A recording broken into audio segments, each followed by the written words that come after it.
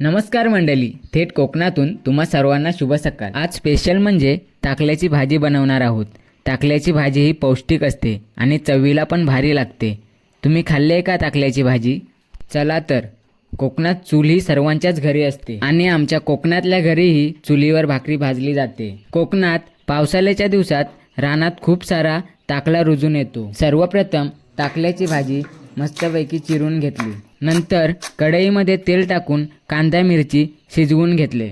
कांदा जसा लाल झाल्यावर त्यामध्ये टाकला टाकून परत एकदा ढवळून घेतलं। नंतर त्यामध्ये मीठ हळद टाकून मस्तपैकी ढवळून घेतलं आणि वरून त्यावर किसलेला ओला खोबरा टाकला। तुम्ही पण जेवणात खोबऱ्याचा वापर करता का?